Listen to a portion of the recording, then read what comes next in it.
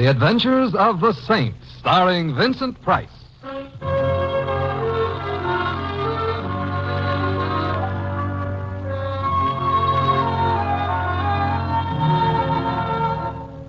The Saint, based on characters created by Leslie Charteris and known to millions from books, magazines, and motion pictures. The Robin Hood of modern crime now comes transcribed to radio, starring Hollywood's brilliant and talented actor Vincent Price as the Saint. Would you like some more coffee, madam? No, thank you, Chester. Excuse me, I'll see who's at the door. Coming. Chester?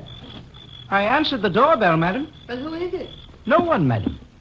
That's silly. Someone rang. Someone rang, madam, but you see, there's no one at the door, no one at all. I suppose it could have been children playing pranks. Perhaps so, madam. Then shut the door. Chester. Yes, madam? At your feet on the doorstep. Oh, well, it seems to be a package of some sort. Pick it up.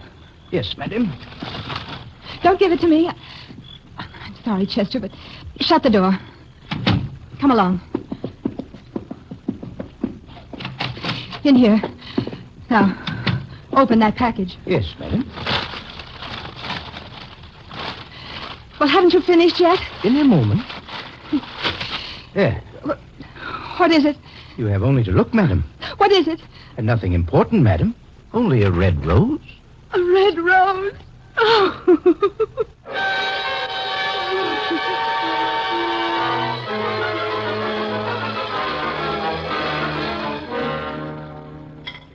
Mr. Templar, how you find the roast of beef? Huh? Very easily. You make the joke. You make the joke. I laugh. I laugh for Mrs. Matucci. She's a very happy. No, who is Mrs. Matucci? That's my wife. Well, I'm glad I make your wife happy.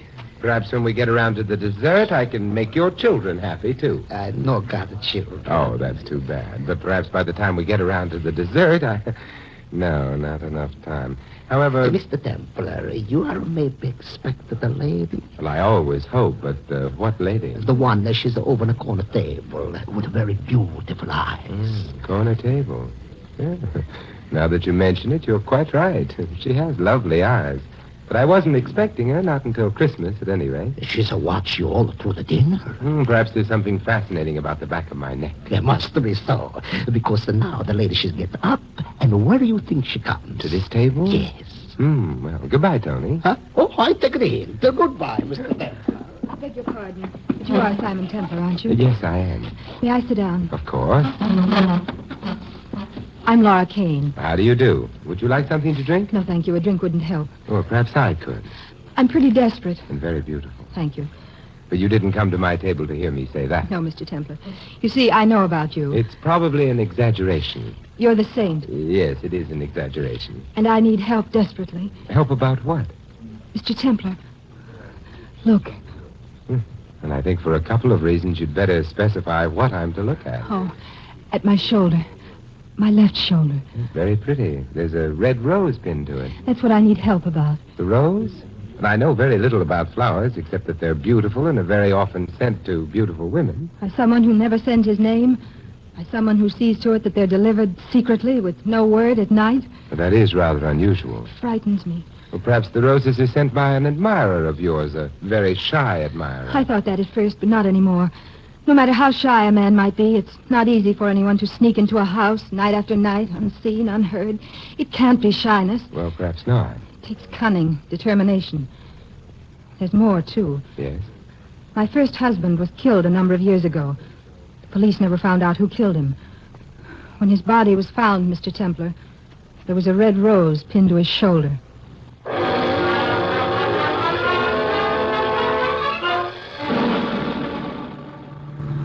Mr. Templar. Yes? Do you think I'm being hysterical about this? I mean, am I attaching too much importance to something that might be harmless? I don't know. Too many unknown factors. You married again, didn't you? Yes, to Henry, last year. Did he know about your first husband? Of course. Your husband's at home? No, which isn't unusual. Oh? He's away most of the time. He likes to travel, climb mountains and things like that. And you? I don't like climbing mountains much. How about your husband? I don't like him much either. I see. Do you? He's very rich. I suppose in view of your sentiments, he'd have to be. And he is away a lot, so... There are servants? Well, only Chester, the butler. Does he know about the roses? He knows I've been getting them. I don't think he knows about their connection with my first husband, which is just as well. I don't think he admires me. Well, then why do you keep him on? Henry insists. Henry's very much attached to Chester. And Chester makes a good watchdog. This is where I live. It's a large house. You're being kind. It's not only large, it's horrible. It's belonged to Henry's family for hundreds and hundreds of years. I sometimes get the feeling all of them are still living in it, with us. No lights in the house. No, Chester likes to go to bed early. And he's careful about saving Henry's money as well as his reputation. He always goes about turning lights off. It must make the house a very cheery place. It does. It's cheery as a tomb. You know, I'm afraid to go in. Why not ring? Chester wouldn't like being waked. You asked me to come home with you because you were afraid your unknown admirer, the man who's been sending you the roses, might be waiting for you. Well, I could go in alone and... I'm being silly.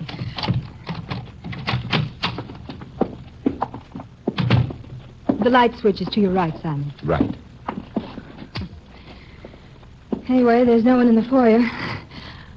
I'm counting my blessings as they come along. Where are the roses usually left? Sometimes on the doorstep. Mostly, though, in the living room. On a table there. And then suppose we try the living room. Yes. Wait, the lamp's right near the door. I'll get it. Oh, there's nothing on the table. No roses. No roses, but Mrs. Kane. What? On the couch, the far corner. Flowers are there? They never... Henry! Stay where you are, Mrs. Kane. Oh, please, Mr. Templar. Please tell me he's all right. I'm afraid I can't, Mrs. Kane. Yes. There's a knife buried in his chest. He's dead. Oh, no. Henry! Mr. Templar! Yes, I know, Mrs. Kane. Your husband is holding a red rose.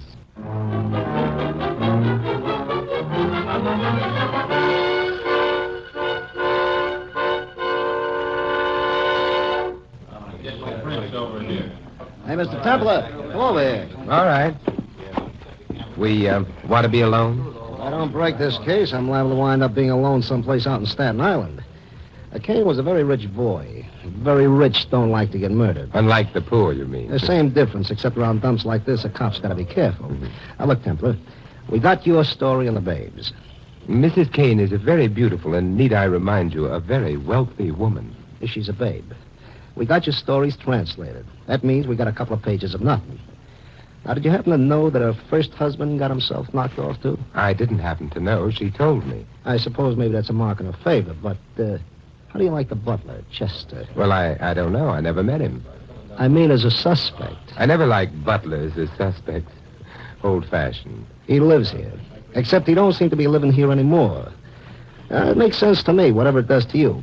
Now, the thing I'm worried about is, was his disappearance a coincidence, or would it be because he stuck a knife in the boss? I wouldn't know. Of course, if we figure him for the killing, it would make everybody very happy. Except Chester. Yeah. Well, we'll find him.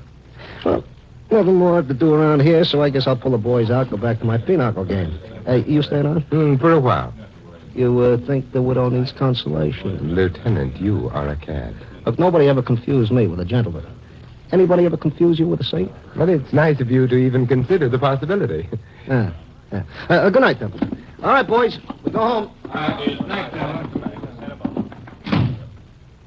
Simon, I'm still here. it was nice of you to stay, and the police were very nice, too. Why not get to bed now? There's nothing to be done tonight.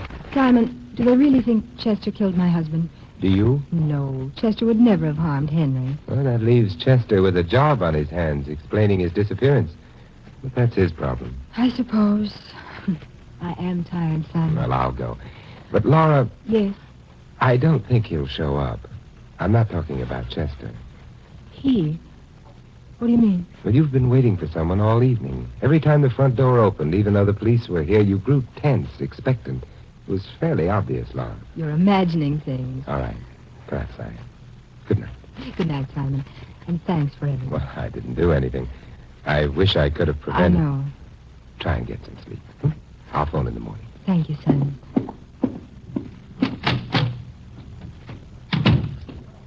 Hi, Mr. Templer. Oh, hello, Joe.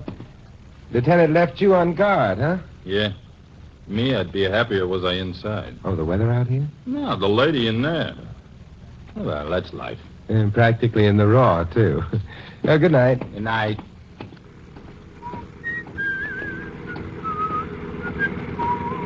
Mr. Templer. Mr. Templer. What? Quick, get in the car. Do hurry. Oh, all right. Of course, I might be walking into the lion's den. Good heavens, do I look like a lion? No, much more like a lamb. So I've been told. Better, much better. What is it? Getting away from that dreadful house. I never could stand the architecture. Deplorable. Yeah, not to mention the policeman out front. Please, that's not. All right. Mr. Templer, you're quite a detective, aren't you? But not exactly a detective. But you do detect every once in a while, don't you? When I can't help myself. Why? Well, you see, I drove up to the house and noticed hordes of policemen outside. I'd been expecting to drop in on Laura and share a cup of tea with her. Champagne would seem to be more in Laura's line. Well, I don't mind a bit of wine myself, you know. However, I'm babbling. What I mean to say is, with all those policemen around, I thought it hardly wise to visit, you know. No. Oh, I'm sorry. I've been terribly rude. My name's Gordon Ashenden. My friends call me Gordy. Well, I'll try to resist. But you haven't told me yet. Whatever has happened. Where? At dear Laura's, of course. Well, it's dear Henry's, too, you know. What is? Dear Laura's house. Oh. Well, yes, of course. But why think of nasty things? Because they've become even nastier. What on earth are you trying to say? Dear Henry is dead. Well, it's most distressing, of course, but... Dear Henry is not only dead, he was murdered. Oh, dear. Laura shouldn't have. That is... What makes you think Laura did? I didn't say. I do not think that Laura did anything of the sort. I just remembered a terribly important engagement. You will excuse me, won't you? You can get a cab right at the corner. Oh, yes, of course. Mr. Ashenden. Yes? That engagement you just remembered, What about it? I'd be very careful keeping it. Oh, nonsense. It's a business engagement. Might be the making of me. Perhaps. On the other hand, it might be the death of you.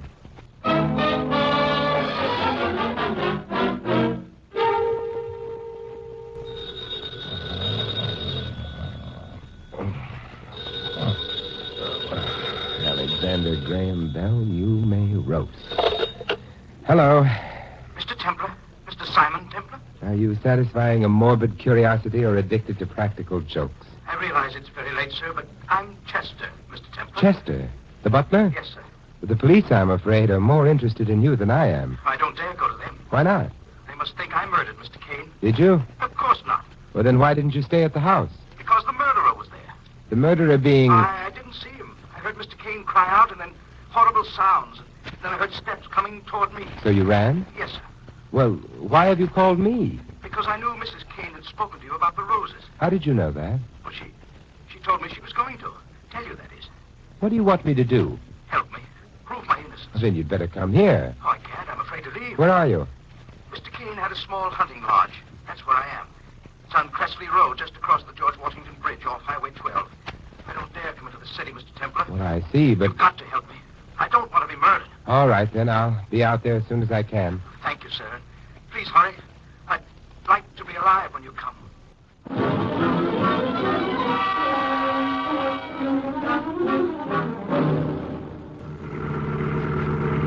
Mr. Templer, Yes, Louis?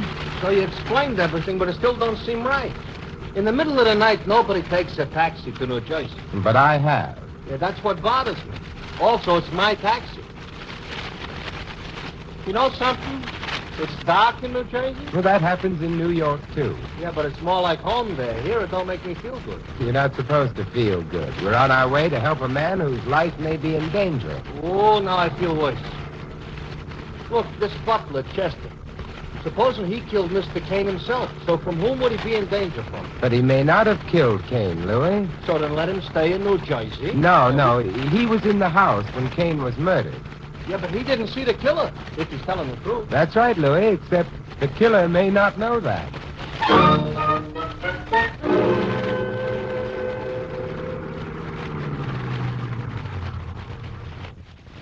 This here is the place. Yes. Cabin set back from the road. Come on, let's go.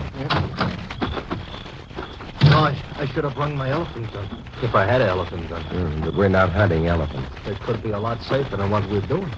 It's quiet enough. Don't complain, Mr. Temple, please. The sounds you're liable to hear out in this wilderness are not sounds I want to hear. No lights in the cabin, though. Well, maybe Chester went to Pennsylvania. Hey, Mr. Temple, it's a joke.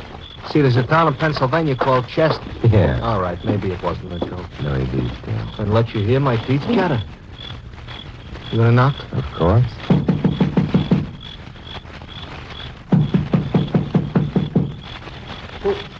Who's there? Simon Templar, Chester. Yeah, and Louis. And Louis. Come in, please, quickly. I haven't dared put the lights on in this room. It faces the road. Will you come with me?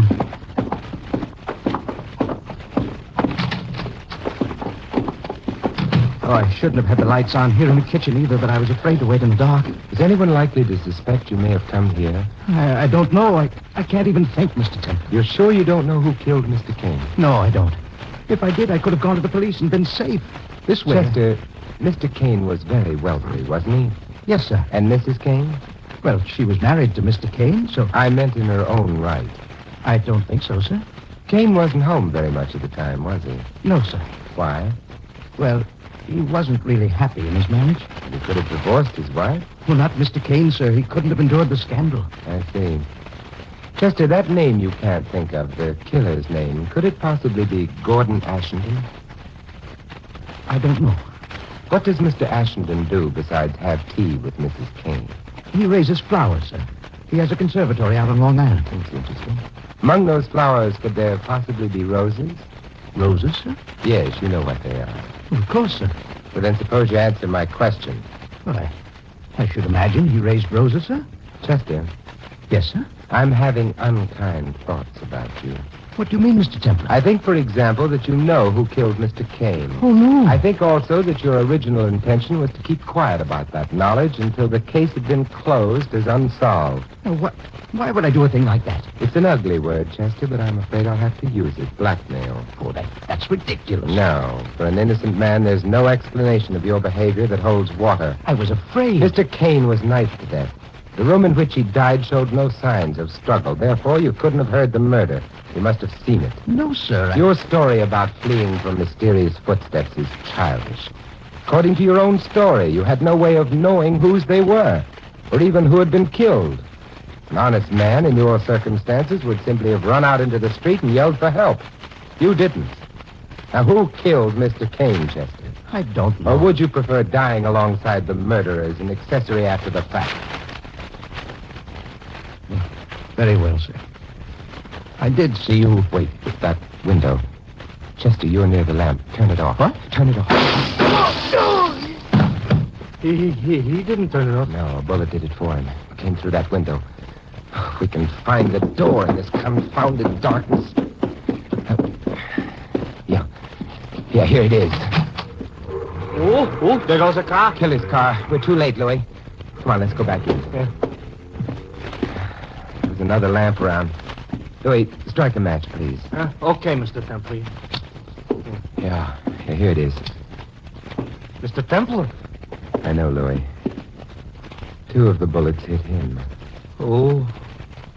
Ain't gonna bottle no more, huh? No, his second murder scene in 2 days, but in this one he played the title role.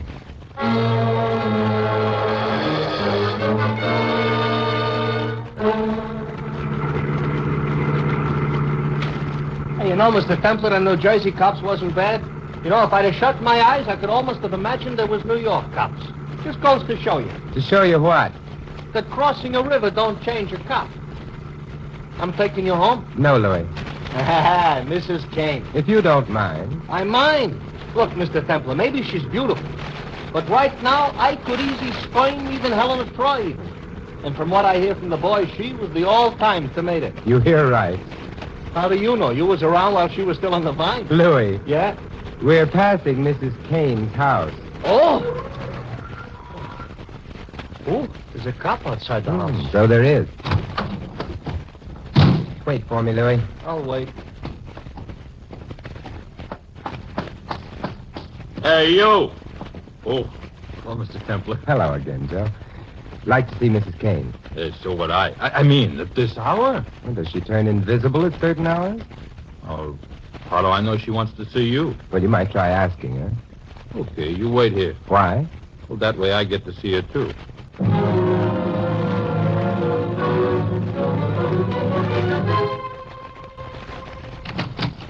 Hey, you know something? I'm afraid I do. She's gone. That's right, but how Did I know? I guess. She shouldn't have ducked out. I'm supposed to protect her. Hey, Mr. Templar, where you going? Believe it or not, Joe, I'm going to pick a few flowers.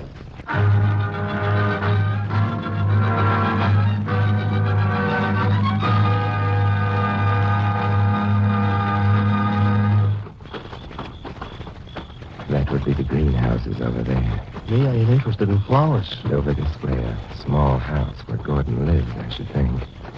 Hey, there's a light on. Yeah. And now let's see how quietly I can open the door. Mm-hmm. Very quietly, but very bad manners. It is worse. Oh, don't remind me. Mr. Temple. Yeah, I know. We can get a bit closer.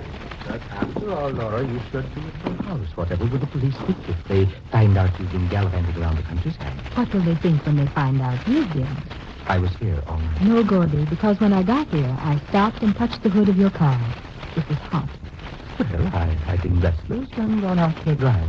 Where to, Gordy? You're the peculiar girl, Laura. What difference does it make where I've been? I haven't just become rich because of the murder. As I have. How true. And not for the first time either. You knew about my first husband? And the roses? I knew, my dear. And you must be planning on... Giving up flower growing and helping you bear the burden of your great wealth? To the idea. I shall perhaps grow very fond. Oh, no. Oh, yes. Let go of me. No. This is where we come in, Louis. Good evening. Simon! What the devil do you mean By not knocking, intruding, eavesdropping? I'm a cad, and you'll never hear me call you Gordy. Better let go of Laura. All right. You needn't be so heroic about it. As a matter of fact, I'm here merely to give you a message. Really? From whom? Chester. Simon, the police have found him? He's in their hands at the moment. Simon, the police won't treat him badly, will they? Because he didn't kill Henry. He didn't kill Henry, and the police won't treat him badly. You see, he's dead. No. Poor old chap. You lack conviction, Mr. Ashenden. I lack interest. After all, what was Chester to me? More than you realize, perhaps. You see, he was shot to death in front of Louis and me. He had been in the house when Henry Kane was murdered. He knew who the murderer was. I still lack interest. You shouldn't. Before he died, Chester passed that name on to me. He did? He did. Is that why you're waving a gun about? I just want to be sure. Listen, I don't care what Chester said. If he told you I murdered Kane, he was lying. That's it. Lying. Gordon, please, put that gun away. No, Gordon, don't put the gun away. But stop pointing it at me. You might try another direction until the police arrive. Other direction? Whose? Mrs. Kane's, of course. You see, she happens to have killed both her husband and Chester. Simon! Oh, dear. Oh, my. And for heaven's sakes, don't faint till later.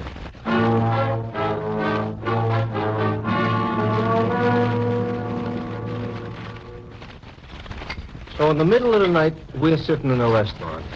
This adds up. It certainly does. Laura Kane interrupted me earlier tonight, and I never got to the dessert. Hey, Mr. Templar, I know the cops have locked Mrs. Kane up, which, personally, I think is a waste on account of how she looks. But look, I can't believe she killed her husband in the butler. She did, Louis. Yeah, I'd like to ask you how you know. Only I don't want to stay here till breakfast. It's very simple, Louis. Yeah? Her motive is obvious. She was afraid Kane might divorce her. Therefore, she killed him and hoped to inherit his money. Uh-huh. And the roses? An attempt, and rather a clever one, to direct suspicion at Gordon. She even put on an act with Chester about the roses. Ordinarily, if Chester hadn't decided blackmailing her would be more fun, he'd have testified about the roses routine and helped convict Gordon. Yeah, but how? Now, excuse me, but I think any minute the sun is going to rise. How did you know? Whoever murdered Chester had been eavesdropping and knew that Chester hadn't been given the opportunity to tell us the murderer's name. Yet when I suggested Chester had told us... Uh-huh. Gordon got scared and started waving a gun. So you knew he was innocent, and that left... Mrs. Kane, a lady whose love was not at all like a red, red rose.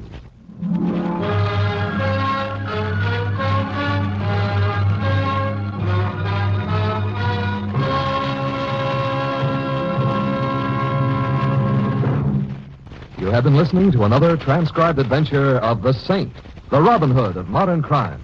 Now, here is our star, Vincent Price. This is Vincent Price inviting you to join us again next week at the same time for another exciting adventure of the Saint. Good night.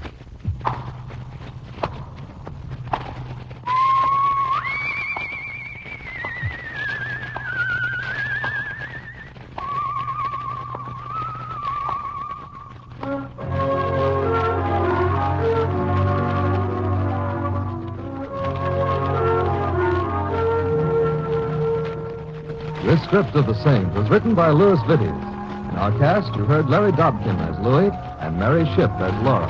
Ted Osborne played Gordon, Lou Krugman the waiter. The cop was played by Barney Phillips and Chester Jack Moyle. The Saint, based on characters created by Leslie Charters, is a James L. Sapir production and is directed by Helen Mack. Your announcer is Don Stanley.